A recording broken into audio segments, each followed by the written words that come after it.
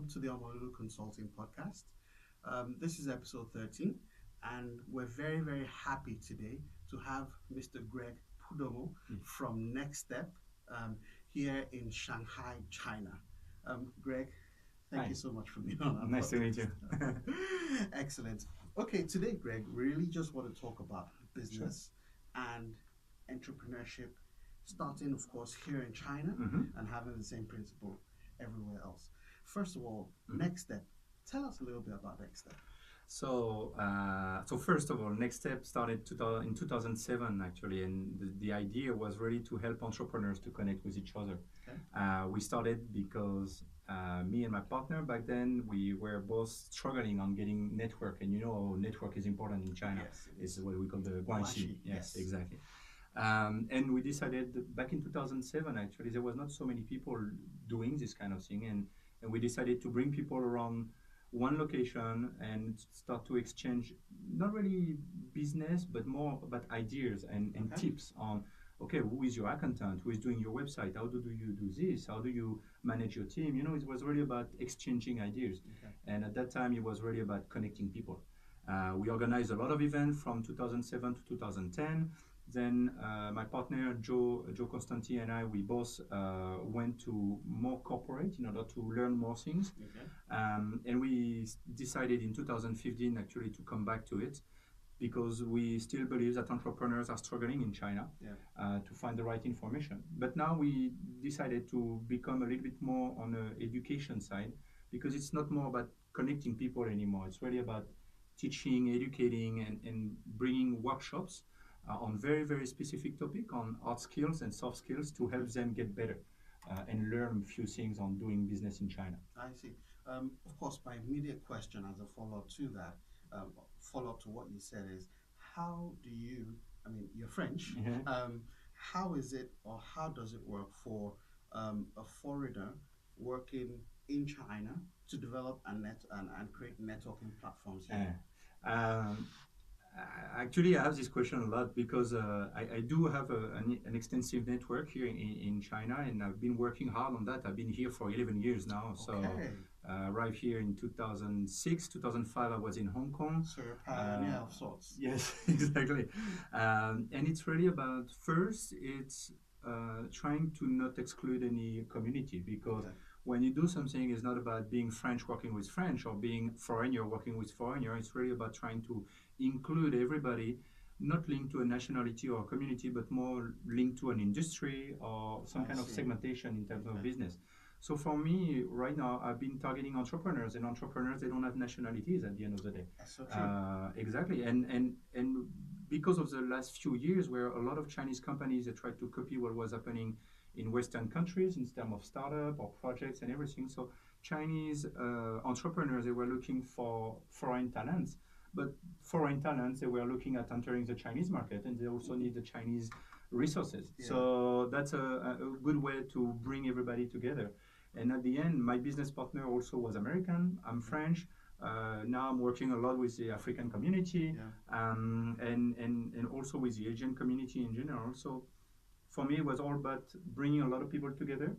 And in terms of network, it's about also sharing and giving a lot. You know what it is, you know, and it's all about first giving, then being able to ask in return. So I've been helping a lot of companies to do business here, helping a lot of entrepreneurs to just go to their immediate next step, let's say. You know, I see. So that's where the name comes from. Yes, exactly. How is, you said something recently. One of the problems that we have observed with many entrepreneurs is always that they think that, you know, they need to have some novel idea or some special idea for them to actually start up. Now, you mentioned really about Chinese companies maybe copying others. So are you saying that this is actually an interesting model that if you want to start up a business, one of the things you probably would need to do is to look for a model that exists somewhere and then start something? I think that's something that we discussed indeed about this earlier, and this is a trend that is happening right now, is that sometimes you don't have to have a disruptive idea, and if it's working somewhere, you can indeed try to apply it to your market and just make it a little bit better in order to satisfy the need of your existing market or potential market at least. And I believe that it's not really about copying, but it's at least to to follow a trend, follow something. So, for example, if you talk about if we talk about technology and digital, and you think about social media, I mean, how much LinkedIn and Facebook have things in common, actually, a lot. It's just the market is targeting another type of crowd, but it's all about posting, sharing some pictures, some. At the end of the day, it's exactly the same thing. Yeah, so really the platform that you use. Exactly. Okay, I mean, tell us some of the trends that you have observed here in China, especially for foreign organizations that want to come into China. That's a good question. I think that one of the trends. So first, there is the digital world and the offline world, and in China, we are still, even though the online business is growing super fast right now, we all have heard about Alibaba, Tencent, and all these guys. Taobao. It's huge, and WeChat is something that is absolutely changing all the rules of the market here in China on the way you do business on a regular basis. So online payment, online booking, from your phone you can pay your electricity bill, pay your freelancers, receive money from your clients. I mean, this is endless. I mean, there is no limit to what you can do with that. Yeah. So you have to create a business that is taking advantage of all of this. But I think that in China, in terms of trends, it's an old trend, but about import, export, there is a big demand on the Chinese market. I think that before China, for the past 10 years that I've been here, China was really about manufacturing, producing, and exporting. Yeah. But more and more, China is looking for better products.